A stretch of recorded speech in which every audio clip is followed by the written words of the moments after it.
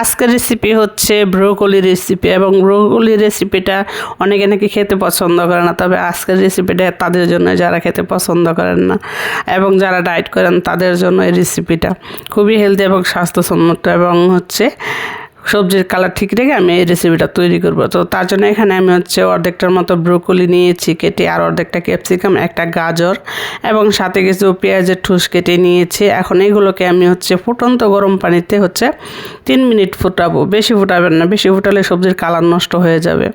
এখন চুলাটা একদম হাই ফ্লেমে দিয়ে দিয়েছি, দ্রুত বলক উঠে যাবে। দেখতে পাচ্ছেন কালারটা কিন্তু সুন্দর এখনই চলে আসছে। এখন নেড়েচেড়ে ঠিক ঘড়ির কাঁটা ধরে 3 মিনিটের মতন ফুটাবো। তো বলক উঠে গেছে, সাথে সাথে আমি হচ্ছে তুলে নিচ্ছি। একদম বলক ওঠার সাথে সাথে আপনি তুলে নেবেন এটাকে। নিয়ে একদম পাশে আমি হচ্ছে বোলের মধ্যে ঠান্ডা পানি রেখেছি, সেখানে আমি দিয়ে দিচ্ছি।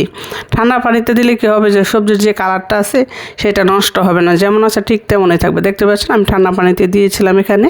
এখন কিন্তু ঠিক কালারটা সেই রকমই আছে, আমি কিন্তু কোনো কালার এডিটিং বা কোনো কিছুই করিনি।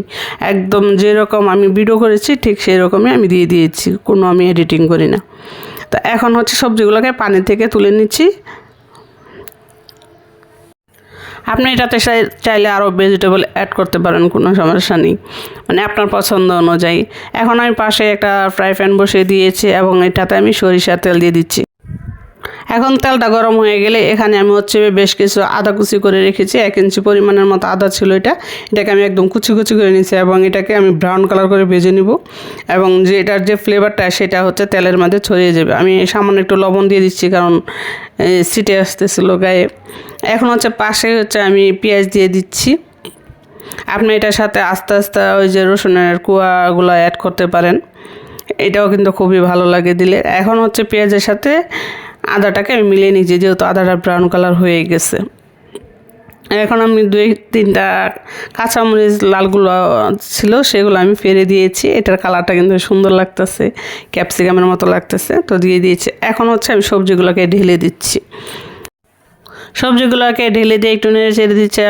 আমি আগে আরেকটু লবণ অ্যাড করেছিলাম, এখন আরেকটু লবণ আমি অ্যাড করে দিচ্ছি স্বাদ অনুযায়ী, কারণ লবণ কম হলেও খেতে ভালো লাগবে না। এখন হচ্ছে আমি কিছু জিরের গুঁড়ি অ্যাড করে দিচ্ছি, 1/2 চামচের মতো, আর 1/2 চামচ ধনিয়ার গুঁড়ি অ্যাড করে দিচ্ছি।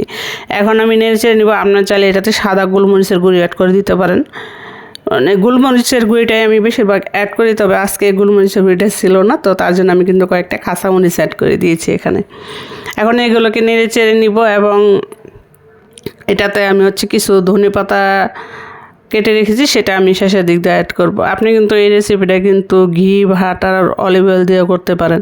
যদি ডায়েট করে থাকেন সয়াবিন তেল খাওয়া যাবে না। তো এখন নেড়ে চেড়ে নিচ্ছি। সবজির রেসিপিটা কিন্তু খুবই সহজ এবং ইজি, আর খেতে কিন্তু খুবই খুবই ভালো এবং স্বাস্থ্যসম্মত। আমার রেসিপি কিন্তু প্রায় শেষ, ধনেপাতা দেওয়া শেষ। এখন আপনি এই রেসিপিটা কিন্তু রুটির সাথে, পরোটার সাথে যারা ডায়েট করেন না তারা খেতে পারবেন, আর যারা ডায়েট করেন তারা শুধু শুধু খাবেন, কোনো সমস্যা নেই। তো রেসিপি কিন্তু তৈরি। আমার রেসিপি যদি আপনাদের কাছে ভালো লাগে থাকে তাহলে অবশ্যই শাহনাজ কিচেনটাকে একটা লাইক দিয়ে সাবস্ক্রাইব করতে ভুলবেন না। আজকের বিদায়, ভালো থাকবেন, সুস্থ থাকবেন, আল্লাহ হাফেজ।